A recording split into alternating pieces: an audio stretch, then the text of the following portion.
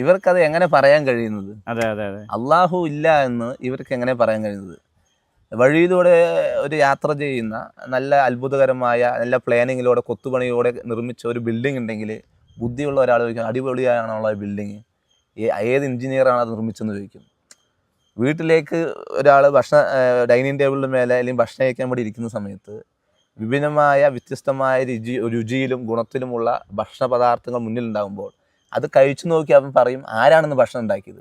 അവനറിയും തന്നെ ഒരു ഭക്ഷണം അവിടെ ഉണ്ടാകുമ്പോൾ ആരെങ്കിലും ഒരു ഭക്ഷണം പാചകം ചെയ്തുകൊണ്ട് ഒരു ഭക്ഷണം അവിടെ ഉണ്ടായിരിക്കുന്നെങ്കിൽ ഈ കാണുന്ന സൂര്യനും ചന്ദ്രനും ഈ ലോകത്തുള്ള പ്രതിഭാസങ്ങളും പ്രതികാരങ്ങളും ഓരോ വസ്തുക്കളും, ആകാശങ്ങളായിക്കോട്ടെ, അതിലുള്ള സൂര്യനായിക്കോട്ടെ, നക്ഷത്രങ്ങളായിക്കോട്ടെ, എന്തിന് ഈ സംസാരം കേൾക്കുന്ന അവൻ്റെ സംസാരം കേൾക്കുന്ന ഈ ചെവി ഒറ്റയടിക്കാണോ അത് കേൾക്കുന്നത്? അവൻ്റെ പ്രവർത്തനങ്ങൾ, ചെവിയിൽ എത്ര അത്ഭുതങ്ങളാണ് നടക്കുന്നത്.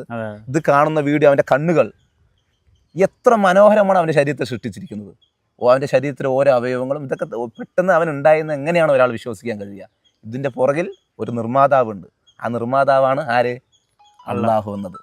ആ അള്ളാഹു സുബ്ഹാനഹു വ തആലയെ നിങ്ങൾ അറിയാൻ ഇല്ലെങ്കിൽ നിങ്ങൾ കണ്ടെത്താൻ ശ്രമിക്കണമെന്നാണ് നമുക്ക് അവരോട് എന്താണുള്ളത് പറയാനുള്ളത്.